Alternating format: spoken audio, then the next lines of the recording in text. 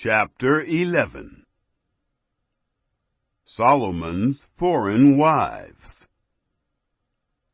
Now King Solomon loved many foreign women, together with the daughter of Pharaoh, women of the Moabites, Ammonites, Edomites, Sidonians, and Hittites, of the nations concerning which Yahweh said to the children of Israel, "You shall not go among them, neither shall they come among you, for surely they will turn away your heart after their gods."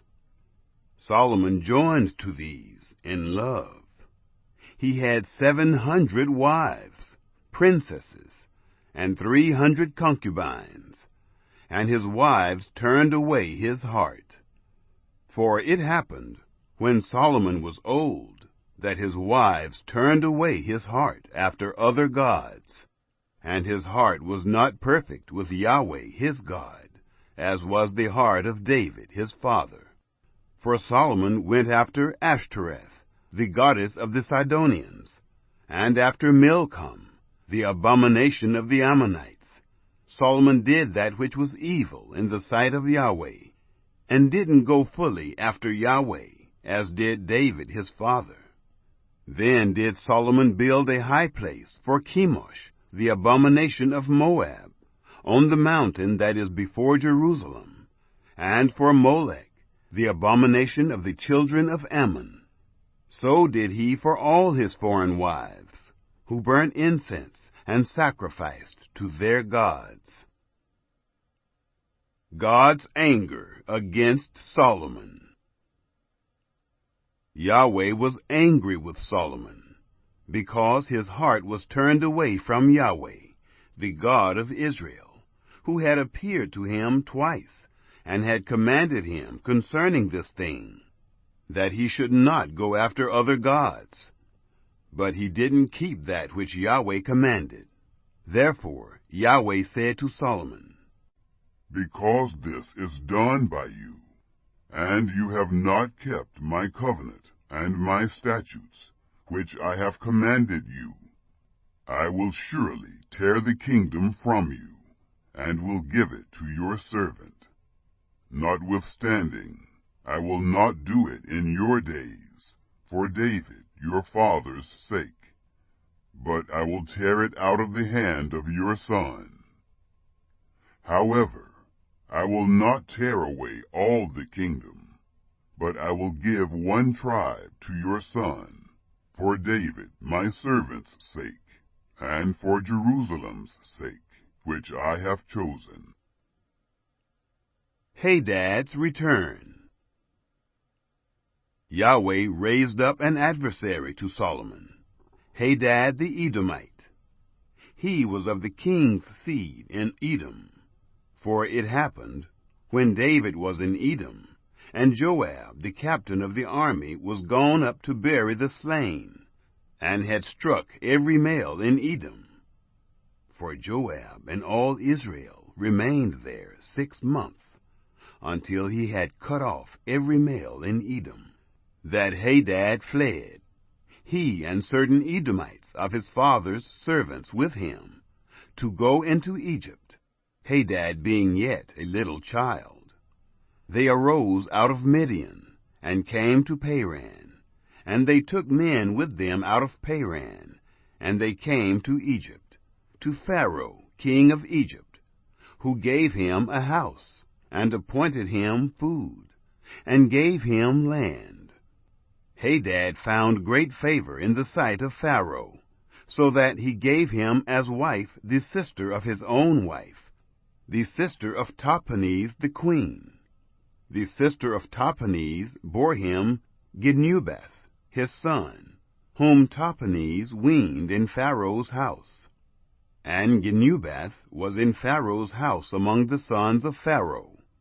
When Hadad heard in Egypt that David slept with his fathers, and that Joab, the captain of the army, was dead, Hadad said to Pharaoh, "Let me depart, that I may go to my own country."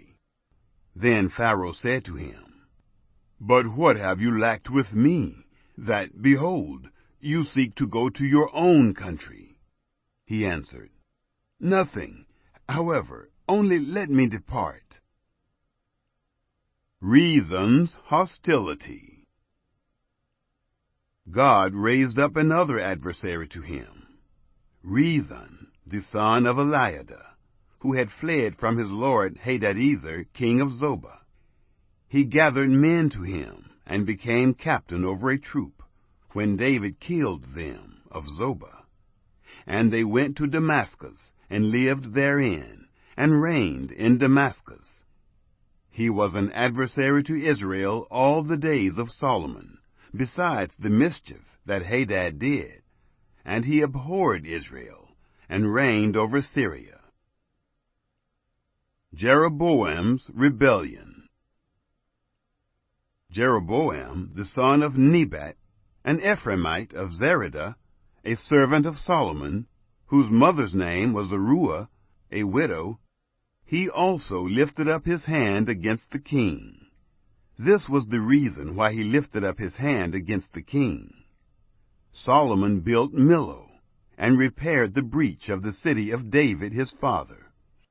The man Jeroboam was a mighty man of valor, and Solomon saw the young man that he was industrious, and he put him in charge of all the labor of the house of Joseph. It happened at that time, when Jeroboam went out of Jerusalem, that the prophet Ahijah the Shilonite found him in the way. Now Ahijah had clad himself with a new garment, and they two were alone in the field. Ahijah laid hold of the new garment that was on him, and tore it in 12 pieces.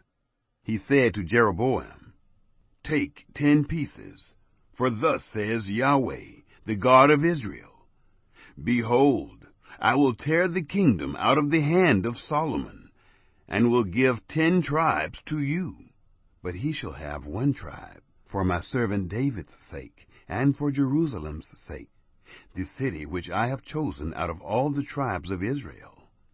Because that they have forsaken me, and have worshipped Ashtoreth, the goddess of the Sidonians, Chemosh, the god of Moab, and Milcom, the god of the children of Ammon. They have not walked in my ways, to do that which is right in my eyes, and to keep my statutes and my ordinances, as David his father did. However, I will not take the whole kingdom out of his hand, but I will make him prince all the days of his life, for David my servant's sake, whom I chose, who kept my commandments and my statutes.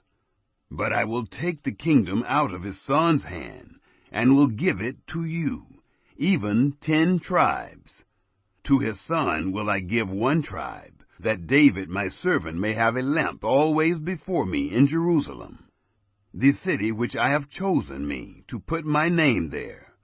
I will take you, and you shall reign according to all that your soul desires, and shall be king over Israel.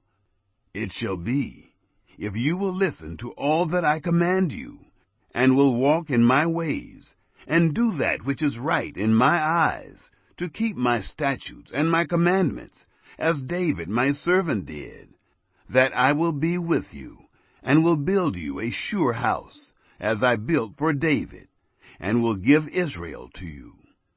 I will for this afflict the seed of David, but not forever." Solomon sought therefore to kill Jeroboam. But Jeroboam arose, and fled into Egypt, to Shishak, king of Egypt, and was in Egypt until the death of Solomon. The death of Solomon. Now the rest of the acts of Solomon, and all that he did, and his wisdom, aren't they written in the book of the acts of Solomon? The time that Solomon reigned in Jerusalem over all Israel was 40 years. Solomon slept with his fathers, and was buried in the city of David his father. And Rehoboam his son reigned in his place.